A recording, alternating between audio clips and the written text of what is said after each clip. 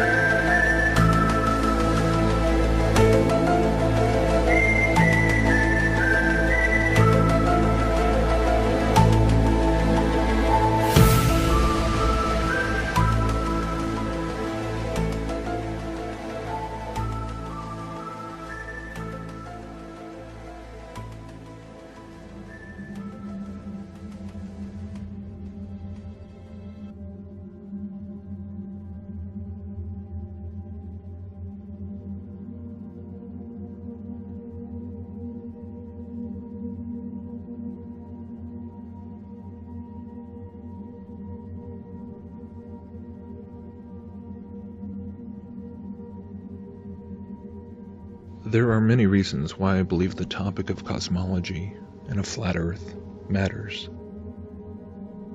It destroys the false theory of evolution. It points people to a creator. It reveals that the Bible is literally true in a sense that, honestly, most if not all of us did not previously realize. But beyond all this, the revelation and rediscovery of the original biblical cosmology in current times, these last days, serves another very interesting purpose, I believe. A very poignant and powerful eschatological purpose. Because unlike virtually all other modern attempts to defend creationism, debunk evolution, or expose the satanic deceptions of this fallen worldly system, the difference here is that it takes you all the way back to square one. All the way back to questioning practically everything you were taught in your government-backed education. Questioning everything you grew up being programmed to believe through the television. Questioning almost everything you thought you knew about the cosmos and the history of mankind.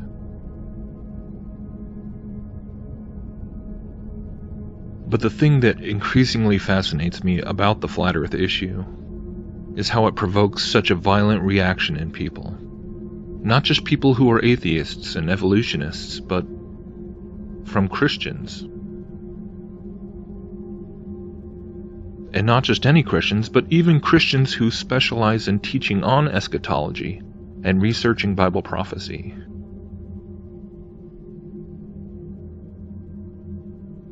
Christian teachers whose entire ministries, whose entire careers basically, have in many regards centered around warning people about the mark of the beast system, which the Bible prophesies about in the book of Revelation, and we can see being rapidly constructed all around us right now.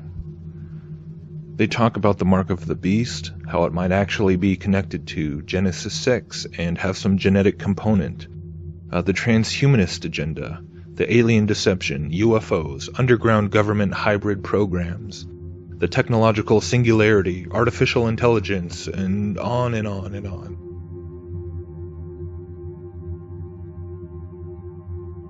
But at the end of the day, no matter how compelling much of this research and its possible connections to the coming beast system might be, the ultimate takeaway is still the same. The practical implications for us are still incredibly simple and unchanging.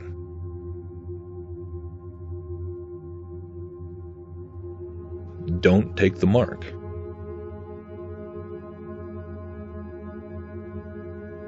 Even Christians who were living in the first century, the days of the early church, who read those words shortly after John the Revelator penned them, they were able to comprehend that much, despite how far in the future the fulfillment of those words might still have been.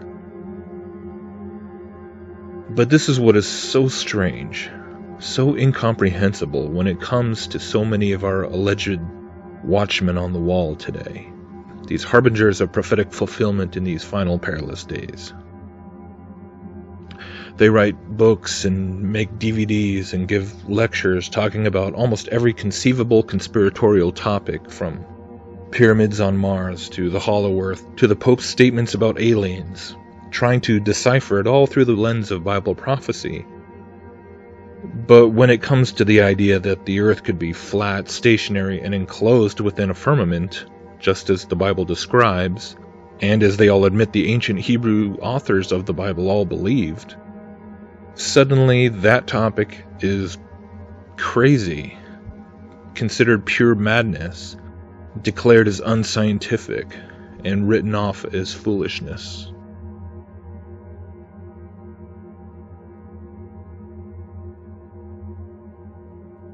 Suddenly, the men and women who supposedly are on the cutting edge of discerning the signs of the times, and avoiding the pitfalls of what the Bible calls the Great Deception, they can't fathom the idea that the enemy of men's souls would possibly be able to pull off a lie about something as fundamental as the earth itself, or the heavens above. Suddenly we see them resorting to the same mockery that atheists aim at creationism. We see them appealing to the wisdom of this fallen and deceived world to try and justify themselves.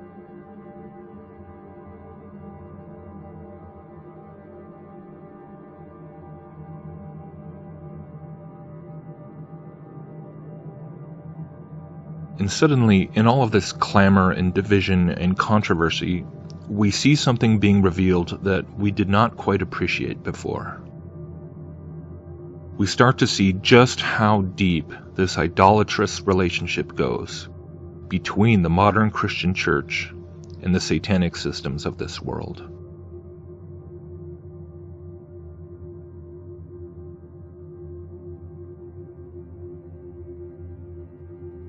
We realize how in so many ways we've continued to try to point to the Bible as the source of inspired truth, but at the same time try to find some way to make it agree with and validated by human wisdom.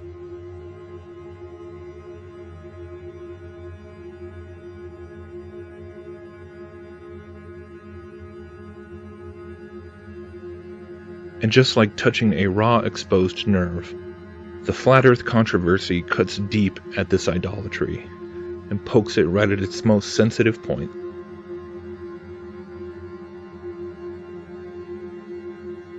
And this is how I see this last day's realization, this end times rediscovery, as being a true gift from above, even if most of the church is too stubborn to accept it.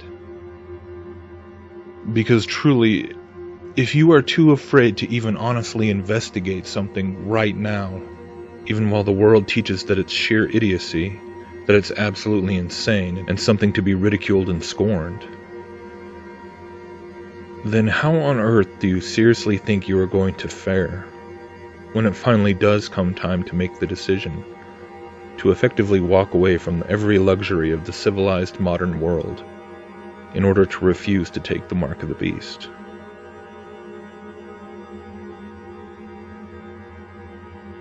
What good will all your research about transhumanism and microchips and genetic hybrids and everything else be if you can't even handle being ridiculed for believing the Bible over the opinions of men? Because when those days finally do come, do you not realize that being mocked or looking stupid in the eyes of the world will be the very least of what you will have to endure in order to not compromise your very soul? Do you not think it will be regarded as the utmost insanity to even consider opting out of the Antichrist's promises of a technological utopia? Do you not think that you will have to resist the pleas of your own family members to just be sensible and do what you need to do to survive? Do you not know that you will face scorn of entire church congregations and pastors who will have chosen to join the system rather than close their doors? Do you not realize that you will have to live by faith in a way that you and I have never really had to do for our entire comfortable modern lives? relying on God alone to provide our basic needs, not knowing where the next meal might come from, not being able to get a paying job, not being able to buy or sell.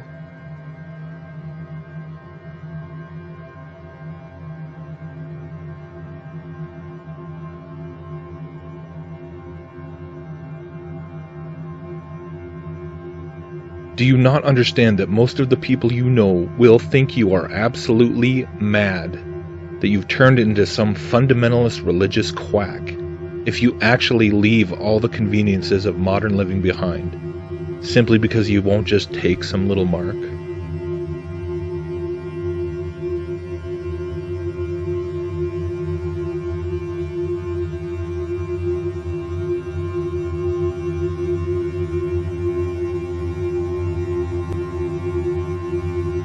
Why do you suppose that you will stand firm in the faith against all the pressures of that system, against all the ridicule, against all the hatred, against being treated like a terrorist and a criminal, even to stand in the face of your life being taken from you if you do not renounce Christ?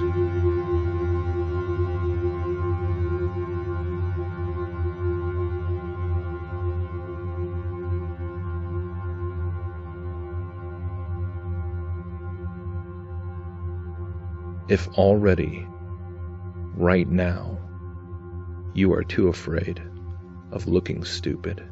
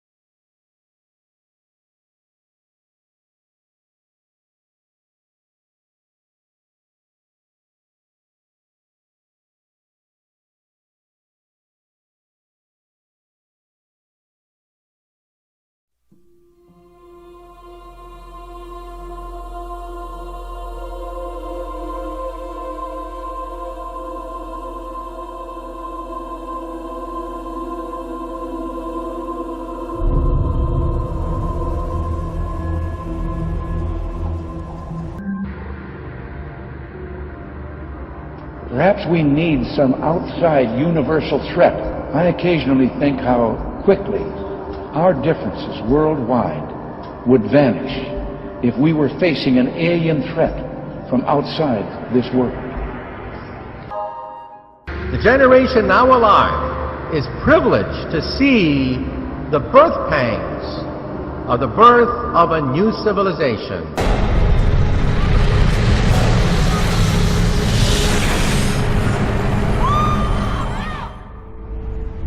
Don't be frightened.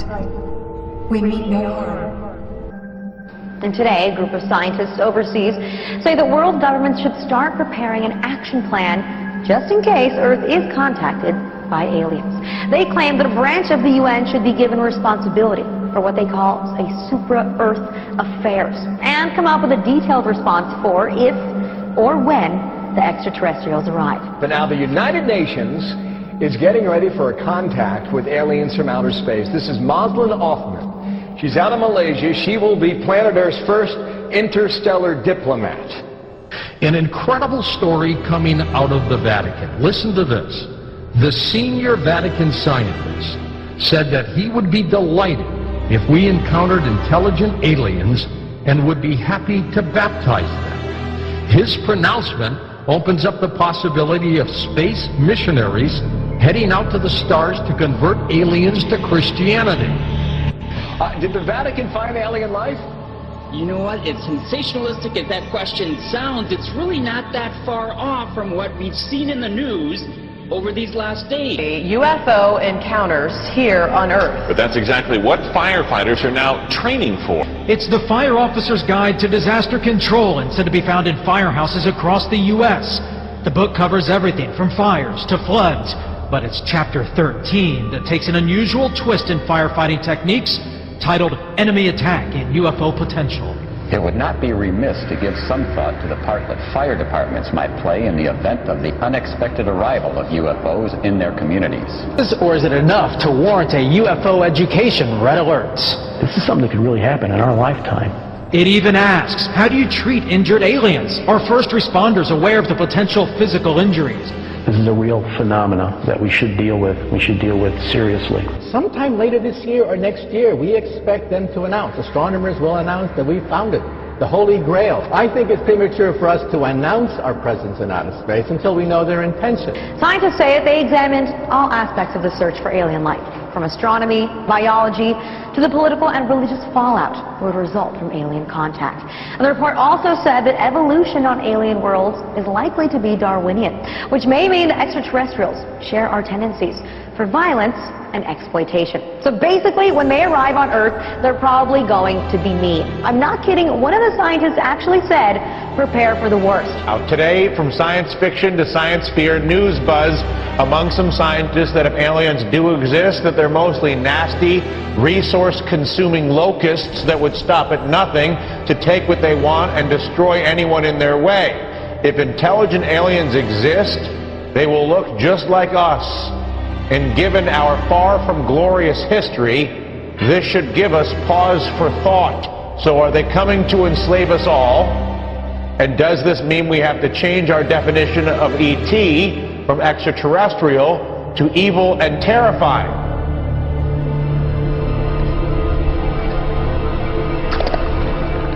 I believed it was extraterrestrial. I now believe it is interdimensional, the phenomenon. In other words, we're looking at so-called spirit beings from another dimension. By equating it to ancient manuscripts where these beings manifested to human beings and what their reactions were, and then comparing it to reactions present day of people who have had encounters, and the similarities are striking.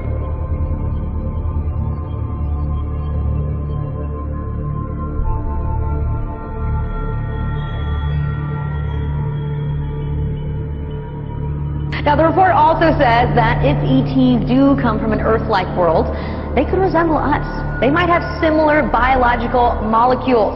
So, hey, that could expand the dating pool. But on the chance that there are aliens out there, which I totally believe there are, I'm going to be with the scientists on this one and say, let's get prepared.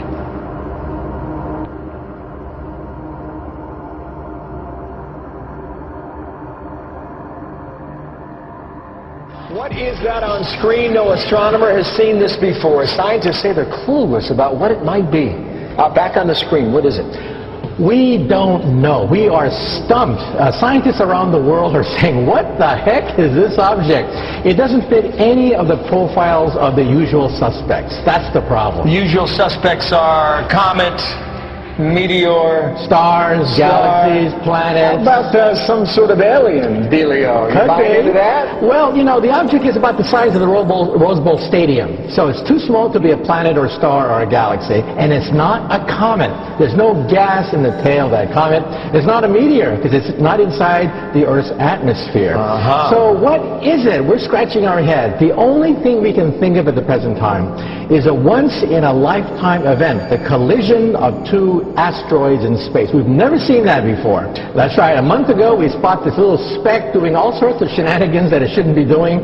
The Hubble Space Telescope zooms in on it, and our jaws hit the floor. At that point, we're saying... Now, it's called the P/2010 A2, and you say that's short for... We are clueless. But on the chance that there are aliens out there, which I totally believe there are, I'm going to be with the scientists on this one and say, let's get prepared. Greetings, citizens of Earth. My people have developed technologies which allow us to throw off our physical forms and travel great distances in the blink of an eye. We are in dialogue with your leaders to help the human race survive its infancy, for we believe in you. We are helping your scientists find cures for diseases which afflict your bodies, and helping you to preserve your planet's most precious resources. Many among us wage peace, and one day, with our help, war may be a thing of the past. Our army is 1 billion strong and growing.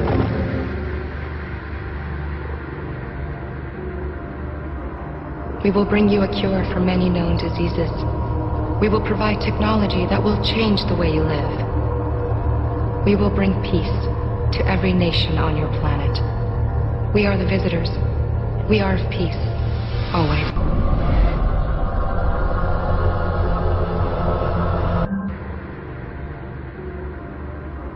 Perhaps we need some outside universal threat. I occasionally think how quickly our differences worldwide would vanish if we were facing an alien threat from outside this world.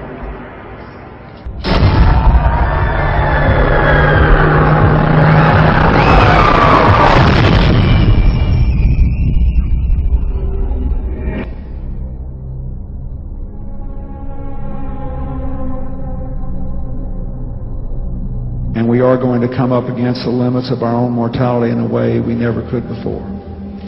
And a lot of the things that happen, good and bad, will be stranger than anything ever written in science fiction.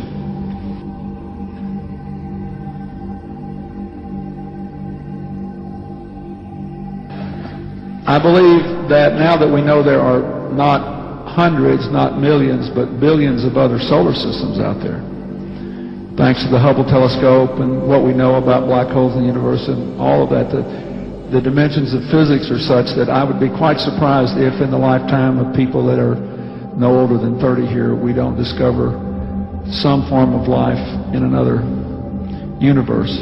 So I think there are lots of interesting discoveries, biological, on Earth, and other discoveries in the heavens that those of you who are younger will get to see unfold. You'll have all kind of problems with them, but on balance it'll be a plus. And it'll make life much more interesting. Could you believe there are videos now of probably angels in the sky?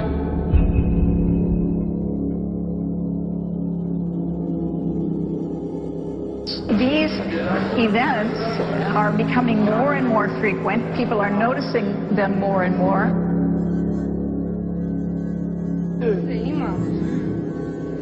Master, I thought jag var ifrån.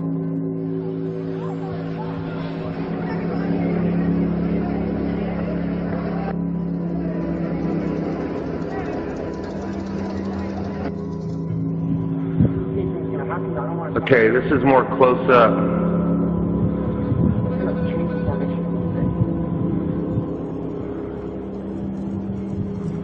What the heck is that? I know.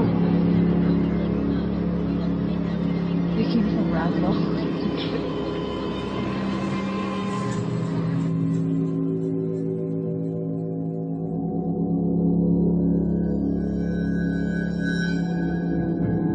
The generation now alive is privileged to see the birth pangs of the birth of a new civilization.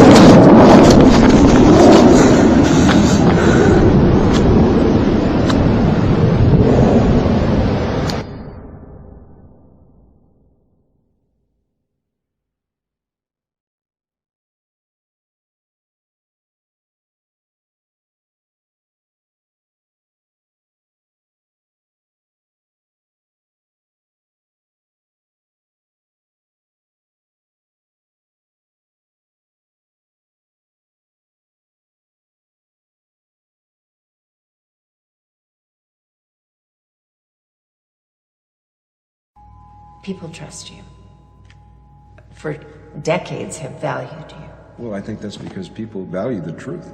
Right, but don't you think your discovery was just too dangerous to share with the world? Look, this has been my life's work for over 40 years. There's nothing willy-nilly here. After much discussion, much debate, we all came to the same conclusion. Which is? Which is, once you explore all scientific possibilities, and you come to consensus, how can you keep a discovery so vital to our existence a secret? And that discovery, you proved the existence of an afterlife. I prefer to call it a new plane of existence. Look, I can't comment on terminology like soul and heaven and afterlife, but what I can say with scientific certainty is that once the body dies, some part of our consciousness leaves us and travels to a new plane. Your machine was able to capture brain wavelengths on a subatomic level, leaving the body after death. Is that? That's correct. Where do those wavelengths go? My point is, a new plane of existence is out there. Yes, that is no longer in dispute, but you can't tell us what that is exactly. When you see a train leave the station, do you need to know where it's going to understand that you just saw it leave? It's a tough pill to swallow. At one point, so was the Earth being round.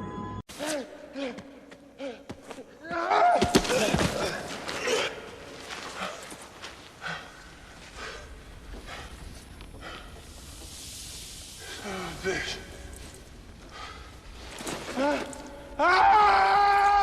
That's right! That's right! Get up! Get up! That's what you get! Look at you! Ship all banged up! Who's the man? Huh? Who's the man? Wait till I get another plane! I'm lining all your friends up right beside you! Where you at, huh? Huh? Where you at?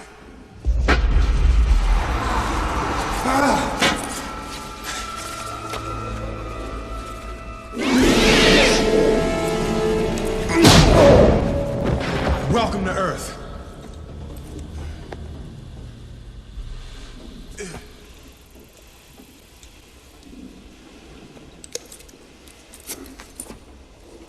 That's what I call a close encounter.